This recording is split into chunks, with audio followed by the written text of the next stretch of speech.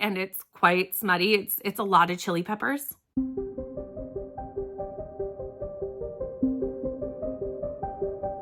Hi everyone, my name is Brittany from Brittany Loves Reading, and today I'm starting my October wrap-up. It is the 2nd of October, and I'm going to be doing this vlog style as I finish books through the month. I'll come here and let you know what I think of them. I did this last month, and I really enjoyed doing this style of wrap-up. I was coming to you with fresh thoughts right after I finished a book when it was really fresh in my mind. By the time I go and do a sit-down version of a wrap-up, half the books that I finished at the beginning of the month, I don't even remember my thoughts any longer or have a coherent thought to tell you. So this way, I feel like it's just better information, and I hope you like it as well. And we'll see how it goes. I did it last month, like I said, but as of starting this video, you actually haven't seen the September one yet. So I don't know if you like this better, but we're going to go with it for October. Now, when you have seen this, obviously my September wrap up will be up because it's a month later from this moment. But in the end of that video, there were 2 books that I was very close to finishing, and I just did not get them in September. I had about 100 pages left. And I have now finished those books. I finished them yesterday. So those are my first 2 reads of October. But I will say I did read the majority of these books in September. The first one is Curious Tides by Pascal Lassalle. This is an ARC that Simon & Schuster's Canada sent to me. Thank you so much. It is a dark academia school. It was blurbed as saying, if you like Ninth House, you will love this book. So I needed it, and they were so generous to send me an ARC of the book. This is coming out on October 3rd, so by the time you see this, this is already out, and I highly recommend reading it. It was a great start to this series. I ended up giving it 4 stars. This book follows Emery. Emery is at her 2nd year at Aldrin College, and last year ended with some horrible things happening in Emery's life. Emery followed 8 of her friends, including her best friend Rami, to Devonmere Caves, and while there, something horrific happened, and Emery was the only one to get out alive. 4 bodies washed up on shore with her. 4 of them went missing to the ocean. Emery is back at school this year, and when she goes to the beach for a party, one of the 4 missing people end up coming ashore alive, but very much changed. And it starts Emery looking into what is going on, what happened in those caves, and also, did it change Emery as well as what's happening to her 4 missing friends? My favorite part of this book was the magic system. The magic system in this book is based off the moon and its phases, and every person has a different magic depending on what phase of the moon they were born under. That was really interesting, and it also is affected by the tides because obviously the moon phases affect the tides, so the tides also affect their magic. It was a really interesting magic system. It was really in-depth. It's not something that I've seen before. It was laid out really well. It was very intricate, and I cannot wait to see where this series goes. There is still a lot of unanswered questions in this society as well in Emery's life and her friends, and I cannot wait to find out what book 2 has in store. But I'm going to have to wait a while because this book, as of reading it, isn't even out yet. So I'm going to have to be a little bit patient with waiting for book 2, but I cannot wait to find out what happens next in this story. The other book I finished yesterday was Dance of Dragons by George R.R. Martin. This is the most recent book in the Game of Thrones series. It's not the last in theory, but it is the last one published, and it has been published for a very long time. This is my least favorite in the series. I ended up giving it 3 stars. In this book, we follow a lot of side characters and not many of our main characters. And I really felt like it was kind of leading to put everybody in a place for something big to happen in the next book. However, the next book was never written. So that was kind of a problem because I feel like it was setting up for this big event that honestly I may never see. So 3 stars, and this was a bit of a disappointment. I'm not going to go into what Game of Thrones is because frankly, I'm going to assume you know the basics. And that's just my thoughts on Dance of Dragons. Hello friends, it is the 4th day of October and I have finished another book. I finished Gone Tonight by Sarah Pekkanen. This was the B&K Book Club book for the month and I have completed it. And unfortunately, this is the definition of just a 3-star book for me. It was just very middle of the road and there was really nothing great about it. There was nothing bad about it. It was just right in the middle. This follows mother and daughter Ruth and Catherine. Ruth has just found out that she has Alzheimer's, and Catherine has decided to stay home. Catherine actually works in an assisted living facility, so she has some experience with those who has Alzheimer's, and she is going to stay home and take care of her mother. During the process of this illness being discovered, Catherine starts to realize that things she thought about her mother were not necessarily true. Her mother has definitely been keeping things from her, and it takes her down a path of discovering the truth behind her mother's life. This book, like I said, it was a 3-star book. It was fine. There was nothing wrong with it, nothing great, nothing bad. It was just fine for me. It wasn't really thrilling to me. It was really just a story of this kind of odd relationship between this mother and daughter. The characters were fine. I didn't really like either of them. And honestly, by the end of the book, I cared less and less about what was going on with these characters. I kept hoping that there would be this big twist at the end. And there was some stuff that happened at the end, but it was just okay for me, unfortunately. Today is October 6th, and I have finished a couple of books since speaking with you, and I haven't updated you like I was supposed to. So I finished 2 books, not both of them yesterday, one of them yesterday, one of them the day before. So let's dive in. The first book I finished was Must Love Dragons by Michelle Ziegler, I think. I will put the pictures here with the author's name. I read this on Kindle. It was a book I got for Stuff Your Kindle Day. I ended up giving this 3 stars. This is a alien shifter romance that follows Cal and Maddie. Maddie has been summoned to her hometown by her mother, who has actually passed away, but Maddie is a witch who can speak with ghosts, so her ghost mother has summoned her home to her small town. When she arrives, she goes to a bar that's owned by her friend Ellen, and she meets Cal. Cal is an alien who is also a shifter, and he shifts into a dragon. To me, this reads more like an alien romance than it read like a shifter romance, which worked for me because I do love a good alien romance. I would say the writing itself was not great. It was very choppy, and it just wasn't the best. The dialogue was where it lost me quite a bit, especially under Maddie's point of view. Cal's was a bit better. However, I did end up bumping it up a star for my enjoyment level. I had a good time reading it. It was fun. It was just like a lighthearted read. There was some smut, there was some shifter, there was a little bit of mystery, there's a little bit of world building with the aliens, and it is the start of a series. However, I did find the ending to be quite rushed and would have liked that to maybe be a little bit filtered throughout the book a little bit more. I won't be continuing with the series, but I did have an okay time with this book and ended up giving it 3 stars. Like I said, I did bump it up a star for my enjoyment level. Realistically, if I was going to clinically critique the book, it would be a 2-star, but my enjoyment level bumped it up to a 3. The next book that I finished yesterday, I do have a physical copy of, but I left it upstairs, so we're just going to insert a picture. And that is The Bullet That Missed, which is the 3rd book in the Thursday Murder Club series by Richard Osman. I absolutely love this series. I knew I was going to have a fabulous time with this book, and follow these fantastic characters for another book was not a hardship at all. This one I gave 4 stars, and Aoife actually asked me yesterday on Sprints where it kind of falls in my ranking of the books. And I would say this is my second favorite, the first book being my favorite. I gave the first book 5 stars. I really loved that book. And the reason I love this series is definitely the characters. These characters are so fun. It follows 4 70, 80-year-olds who live in an assisted living facility, and they solve cold cases.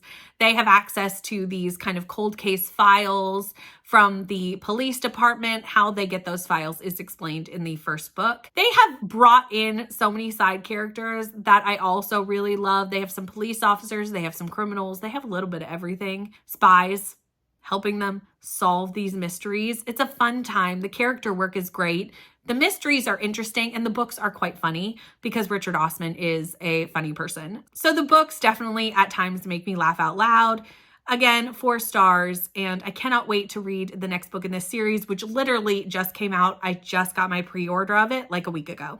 Hi everyone, it is October 9th, and I finished 2 books this weekend. I should have updated you as I went, but I didn't.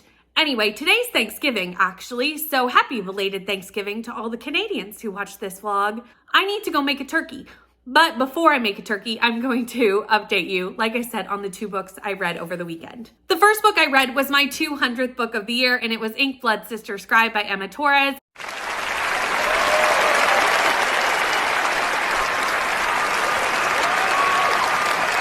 This follows two sisters, Joanna and Esther. They have been separated since they were teenagers due to a magic system that they are currently living under. Their father was the keeper and watcher of a library of magical books.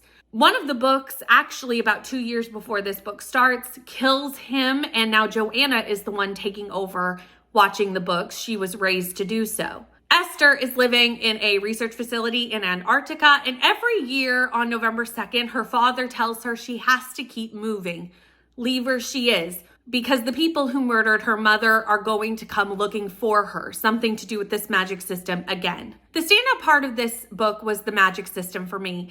These magical books with a hint of blood magic and how blood magic makes ink and all that went into it, the mystery of the libraries and how the books are made and what is going on with Joanna and Esther's past. It was so interesting, and that was the part I loved about it most. Also, the vibes in this book. Top tier magical vibes. The next book I read over the weekend was Unfortunately Yours by Tessa Bailey, and unfortunately I did not like this book, which is so sad because I really did like the first book in the series. This is the companion novel to Secretly Yours, which came out earlier this year.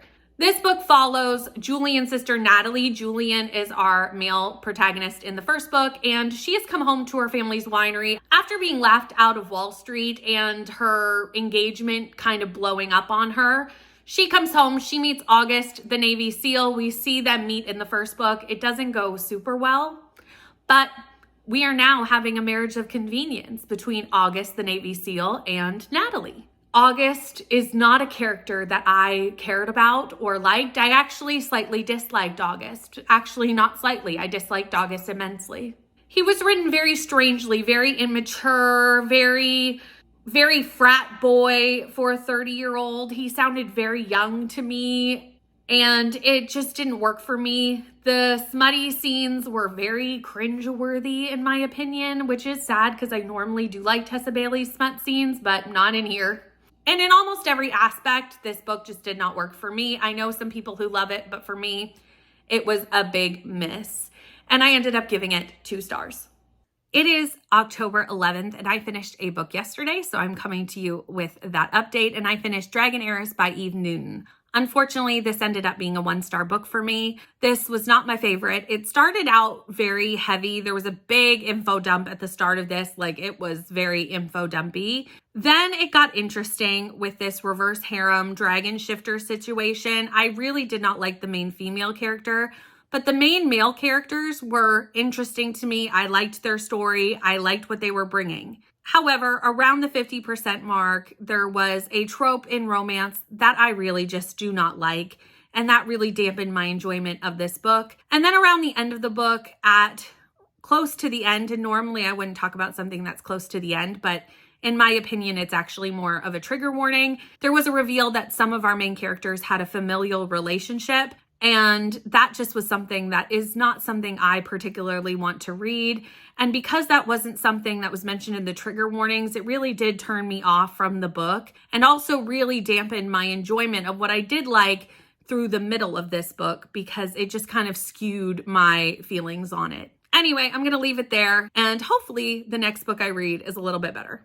It is October 12th, and I am currently on sprints, but I need to tell you about the book that I read yesterday, and that is Her Pastry Shifters by Mia Harland. This is a novella. It's only 66 pages, very fast read. It's a rom-com that follows a bunch of bakers. So you would assume with the word shifters in it that it is a smutty book, and there is one smutty scene, but realistically, this reads more like a rom-com. This follows Jessie. She's in a baking competition. When she shows up to her hotel, they don't have a room for her because of a pipe break. And 3 other bakers who are best friends and run their own bakery and are shifters tell her she can stay with them. She discovers pretty quickly that they are shifters, and obviously they strike up a romance. There's a smutty scene and there's a baking competition, and it's only 66 pages, so there's not much else happening. However, this is hysterical. This was so funny. It was adorable.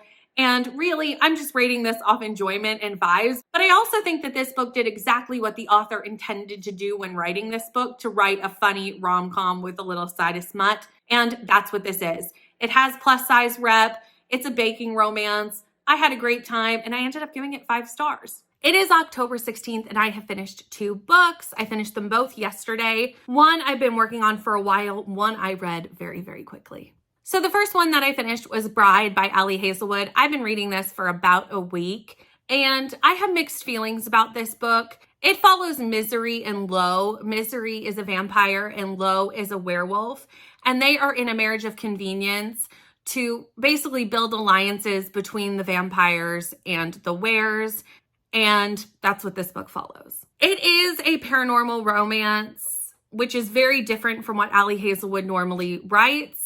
And I don't know if it was my favorite. The writing in this book was not good. It was not good. It was not the shining part of this book. Eventually, I got used to it and started to kind of just overlook that fact, but I do want to make it said. The romance was okay for me. It wasn't great. It wasn't fantastic. And I would also say that the romance is not necessarily the main plot of this book. The main plot of this book is really about Lo's sister, Anna, and also Serena's kind of stepsister who is missing, Serena. She's trying to find Serena. He's trying to protect his sister. Are these related? What is going on? And that's kind of what we're seeing in this book. The one thing I absolutely loved about this book was Anna.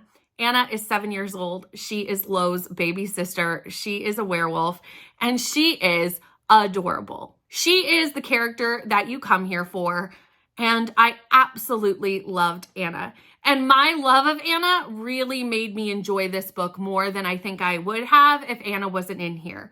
If we were not focused on the storyline of Anna for most of this book, this would have been a hard read for me. But because I loved Anna so much, there was a lot of this book I did like, and I ended up giving it 3 stars. Like I said, mixed feelings about it, but it did come out as a 3. Then for the book I read in almost one day, a little over 24 hours, and that was A Good Girl's Guide to Murder by Holly Jackson. This is a full cast audiobook, very good audiobook, highly recommend, where Pippa is trying to discover what really happened to a murdered high school girl that went to her high school, I think about 5 years previous to the time she's investigating it. She decides to look into this murder as part of her high school final year project for her senior year, and she starts to investigate who really killed Andy Bell.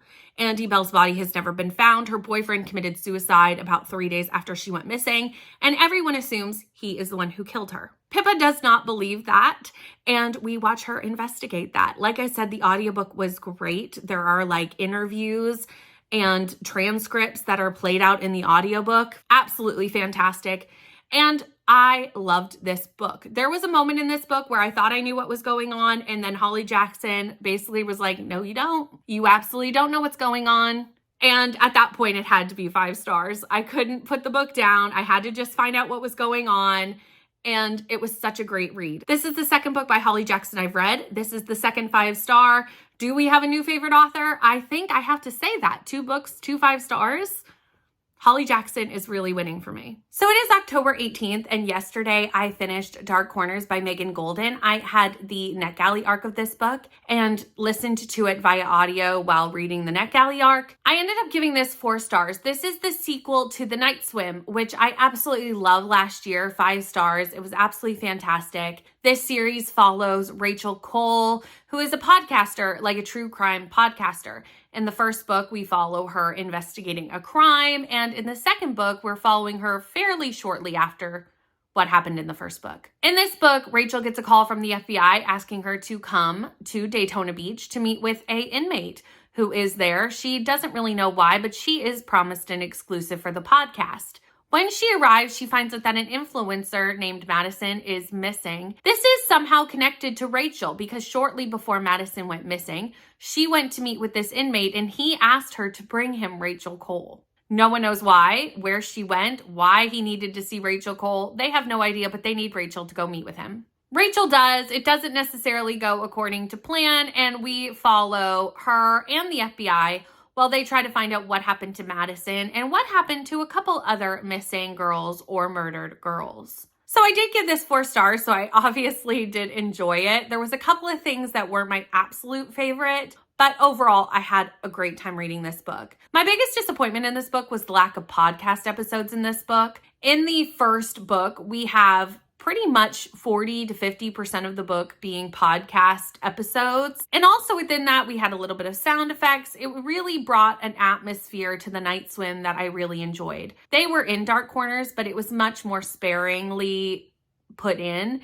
And I did miss that a lot in this book, and I wanted more of it.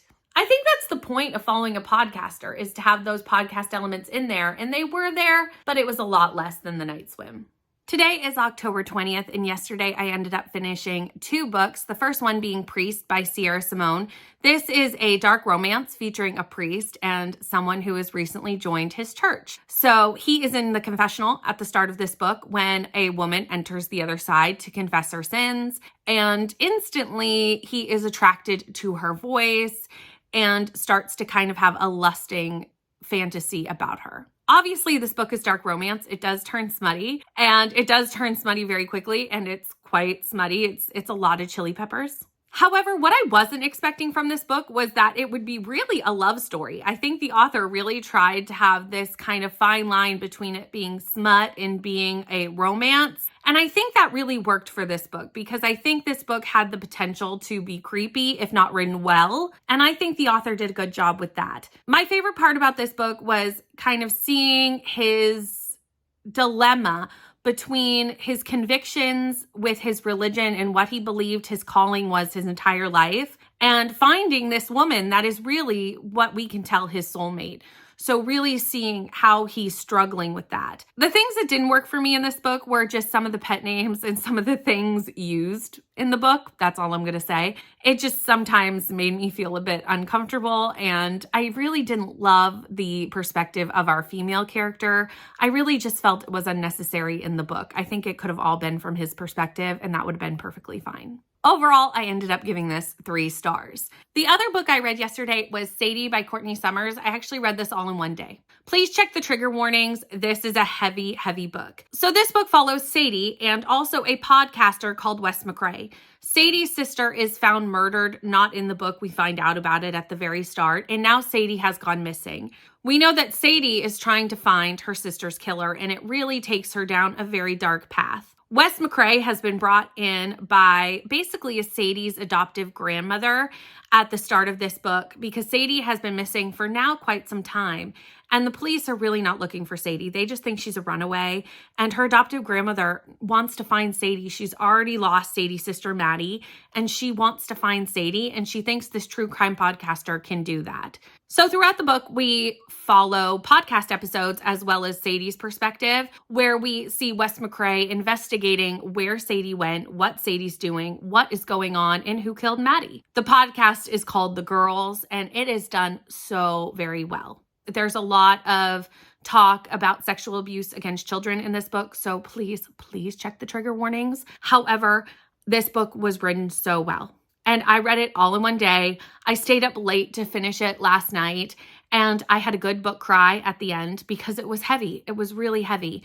And during the last podcast episode in here, there was a moment where Wes McCrae was explaining what kind of the conclusion of this was. And I just had a full-on shiver run through me. It was such a visceral reaction to this book. Any book that can make that happen for me has to be a 5-star book, and that's what Sadie got. So today is October 24th, and very late last night I finished Between a Fox and a Hard Place by Mary Frame.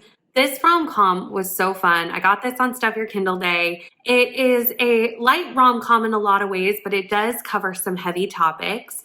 So our main female character, Finley, runs her family's like cabins where people can like come stay in the cabins. It's like a bed and breakfast, but like it's different cabins. Anyway, her father has passed away, and also she's had a sister who passed away when she was a teenager. And Finley has been raising the rest of her family pretty much since that time. She's really been more of a mother to her siblings than she's been a sister, and everything kind of falls on her to take care of. Her youngest brother, Jacob, is still living at home and helping with the cabins, but he is dealing with a bout of alcoholism due to lots of things in his life that have happened, and Finley is trying to deal with that. On top of that, she has other sisters coming to her with other problems. One sister is living with a man who Finley thinks is very controlling, and she's very concerned about that situation. And there's just a lot on Finley. Also, they're behind on their bills to keep the family home and the family property with the cabins.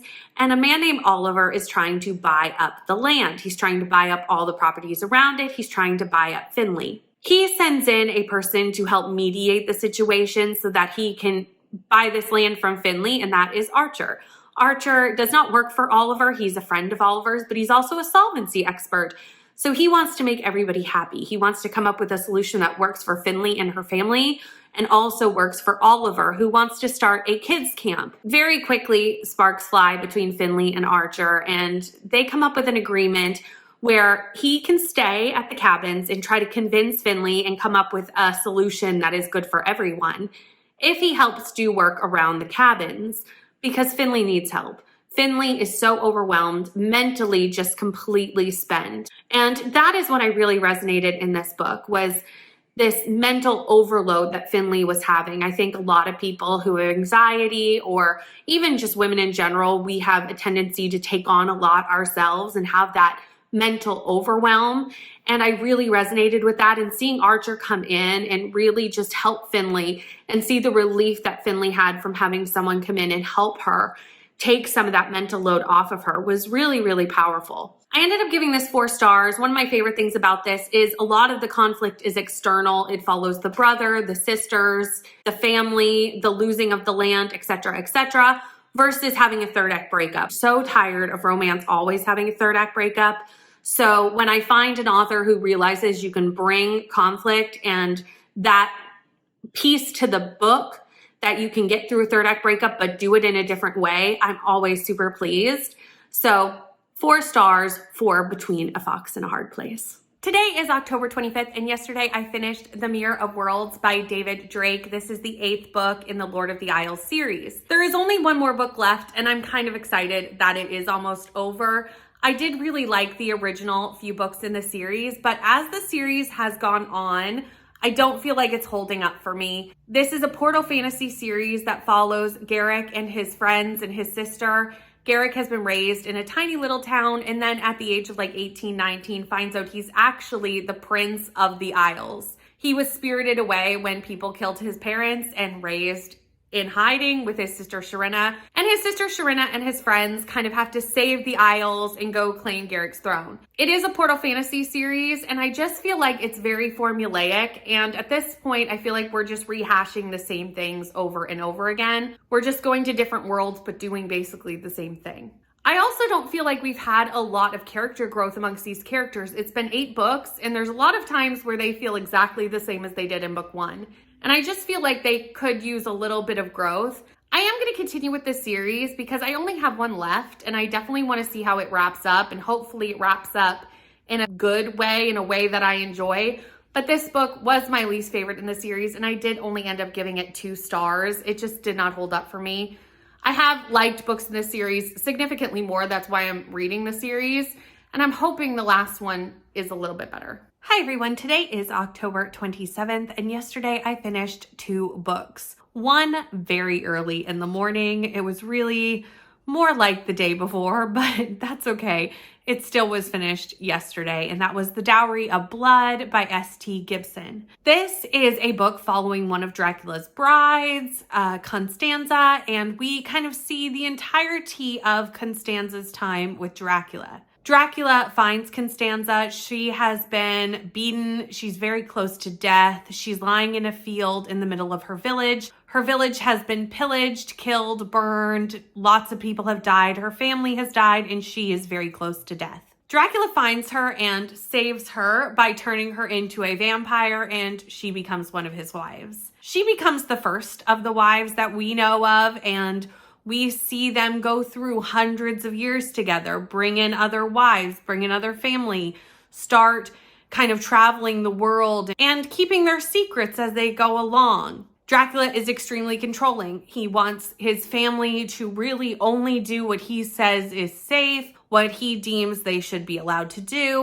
And eventually this becomes very constricting to the wives of Dracula and the other people. Like I said, in their family, they bring in various vampires throughout the book. At the very beginning of the book, we know that Dracula is no longer with us. He has been murdered. I know he's already dead, but you know what I mean. Disposed of as a vampire. And this is Constanza kind of telling her story of what life was like with Dracula, what her life was like before his passing. I really enjoyed this book. The atmosphere was really good, and it really did feel like a really perfect addition to the original Dracula story. I really felt the author brought something new to the table while still staying very true to the original source material, and that was definitely what I loved about this book. Considering Dracula is one of my favorite classics, I want it to complement and not necessarily turn it on its head, and I believe they did that very well. I ended up giving it 4 stars, and I know a sequel's coming out next year, so I will definitely be reading that. The other book I finished yesterday was Tunnel of Bones by Victoria Schwab. This is the second book in the City of Ghosts series, which is a middle grade series that follows Cassidy Blake. Cassidy Blake, about a year prior to the events of this book, ended up almost dying and was saved from drowning by Jacob. Jacob is a ghost who did drown. We do find that out, that Jacob is dead, and becomes Cassidy's best friend. Only Cassidy can see Jacob, and we realize that Cassidy also has the ability to cross into the veil, which is basically the space between death where ghosts live. And she has this ability because she's come close to death herself. She is supposed to help ghosts cross over, but she is keeping Jacob because they are friends and he saved her life. So they kind of become a duo in the ghost hunting world. This is the second book. They are in Paris for this book. In the first book, they're in Scotland. And obviously, there's a lot of rich history of ghosts in these cities. And that's what they're looking into. Her parents are ghost hunters, basically in their own right. They actually can't see ghosts, but they like to investigate ghosts nonetheless. And they have a TV show coming out investigating kind of the history of haunted places and ghosts, etc. This was really fun. It's really cute. It's more spoopy than spooky, but that's because it's a middle grade. There is a couple of creepy moments in the book, however, which is always really fun, kind of ominous, really, that I'm interested to see kind of how they play out in the last book. This is a trilogy. This is the second book. I ended up giving it 4 stars, and I will definitely be continuing. Today is October 28th, and yesterday I finished 2 books. I finished Never Ever Getting Back Together by Phoebe McLeod. This was an arc that I had through NetGalley, and I ended up giving it 3 stars. This follows Jess and Jamie. Jess had a crush on Jamie in high school, a very intense crush, and one night at a party ends up hooking up with Jamie. The next day, however, Jamie, not knowing that Jess has a crush on him and thought it was very casual of a hookup, ends up kind of telling her over text message that he doesn't want to continue the relationship. This obviously devastates teenage Jess, and she was already leaving school. She had finished her high school career. This was kind of like the end of the year party. And she goes off to culinary school and kind of puts this behind her. Many years later, she is now contracted to be a caterer at a wedding of someone who went to her high school. And who attends the wedding? But Jamie. And obviously this brings this all back up again, and we see if there's anything there between these 2 main characters. I did have a good time with this book. I actually really did like Jamie. He really did recognize that, like, he was a teenager. He acted very poorly. He made some horrible mistakes and wanted to apologize and be Jess's friend. And obviously friends turn to lovers. So it's kind of like enemies to friends to lovers kind of situation. Jess was not my favorite at the beginning, and it had nothing to do with her thoughts around Jamie, because I think those made complete sense. But her thoughts around everyone else at this wedding that went to her high school were just really strange to me. Jess is in her 30s, and she still really cares what these people think of her, and to an annoying degree for me, and it was just something that I didn't really love in the book. Overall, though, it did get 3 stars. It does have a single parent trope in here, which is one of my favorite tropes. So Jamie is a single dad, so I did really like that. And it was a fun time. Jess just took a while to grow on me. The other book I read was Britney Spears' memoir, The Woman in Me. This was so good. It was heavy. It's a hard book. Obviously, we know what happened to Britney Spears. So like it was a hard read, but I think it was done really well. I listened to it via audiobook, which is narrated at the beginning by Britney Spears and then for most of the book by Michelle Williams. And I think Michelle Williams did a great job. to the point that like at times I forgot that it wasn't narrated by Britney Spears. She really embodied the feelings of the memoir, and it really felt like she was telling her story, and it really just felt like Britney was telling it to us, and I think it was done very, very well. Normally, I would prefer the celebrity to narrate their own book, but I actually feel like in this case, because it was so heavy, and it would have been hard for her to read that was explained in the very beginning of the book, I think Michelle Williams was the perfect choice. I don't rate nonfiction, but I would recommend that you read this. It was really powerful, and it really makes you think about what could be put in place to protect people from this in the future. Today is October 29th, and yesterday I finished 2 books. I ended up finishing Draculas Guest. This is a short story collection of kind of like classic vampire stories and folktales. Most of these are set in the 1900s. They really do feel like classics. I was very happy to have the audiobook to help me get through these stories. The part that I loved about this so much was that the editor really added some really interesting side notes to the book. Before each story, the editor would give context to the author, what people thought about vampires at the time, some like cultural and historical context. And I really did feel like that brought a lot to these stories and helped me understand them better. There were probably a few too many stories that were super similar in here though. And after a while, they did start to run together for me. And it was hard to kind of differentiate which vampires we were talking about over time. Overall, I ended up giving it 3 stars and I did enjoy it, but like I said, it did become a bit repetitive. I think we could have pared down the stories a little bit more. The other book I finished, I actually read live on Sprints for Smuttober with Neva and Crystal, and that was Halloween Encounter by Sibley Stamps. This is a alien romance set at Halloween. It's only about 100 pages, so it's quite a short novella. Nora does not want to participate in Halloween. She just broke up with her boyfriend. She just wants a quiet night. But her roommate steals all her clothes when she is in the shower and ends up leaving her with a small costume, and she has to go in search of her friend. She goes out in her very small costume and meets Pascal, who is an alien who was not supposed to land on this planet, but something happened to his spaceship and he has landed. He has tentacles coming out of his back. Nora assumes this is a costume because it is Halloween, and Pascal is hoping that people will assume he's wearing a costume because he knows the Earthlings do not know about aliens. Obviously, this turns smutty, and it is a smutty alien romance. This was okay. I ended up giving it 3 stars. I would not say tentacles is something that I need to read more of, but here we are. 3 stars. It was a novella. It was smutty. That's really all I have to say. So it is November 1st, which means this month is over. October is over. This wrap up is over. But yesterday and the day before, I finished a couple books, tried to get them in before the end of the month, and haven't told you about them yet. So let's start there. First off, I read Dracula by Draca Stoker and J.D. Barker.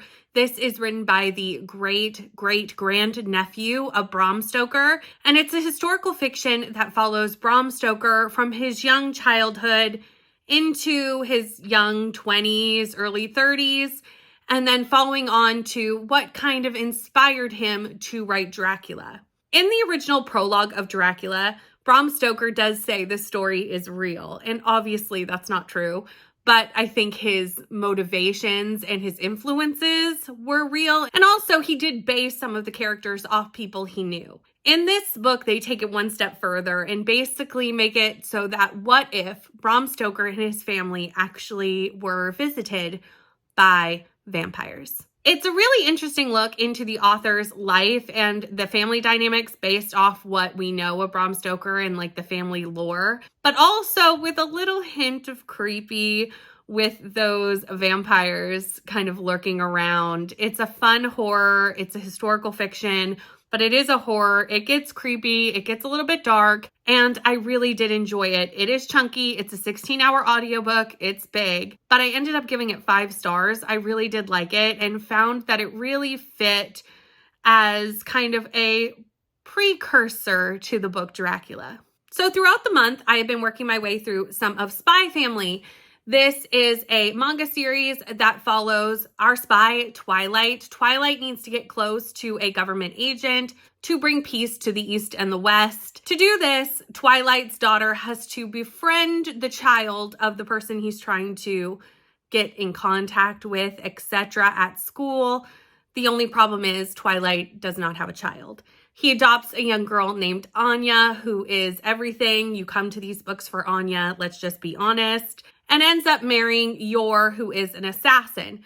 So we have an assassin, we have a little girl who is also a telepath, and a spy. This family is so fun, and I really do love this manga series. This month, I binged my way through quite a few of them. I ended up reading 2, 3, 4, and 5. I gave book 2 4 stars, and I gave the subsequent 3 books 3 stars. I'm definitely going to be continuing on with this series, but in the last few volumes, there were certainly some new characters coming in that just weren't my favorite and are kind of pulling away into a different direction for the story. But I'm still enjoying it, and I'm still going to definitely continue. Anytime Anya is the main focus of a mission, I'm in.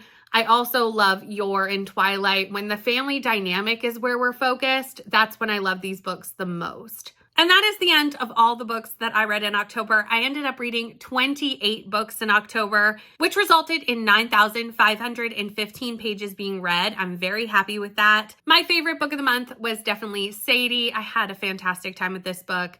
But again, check the trigger warnings. It's a heavy read. My least favorite book of the month was Dragon Heirs. This just was not for me. But that being said, that is the end of October. I am starting into Get a Clue readathon today. So I've got to get going on my first clue prompt and start the next month. So thank you so much for watching. What was your favorite book of October? I would love to know. Please put it down in the comments. Please like, comment, and subscribe. It really does help my channel grow. And I'll see you in the next one. Bye.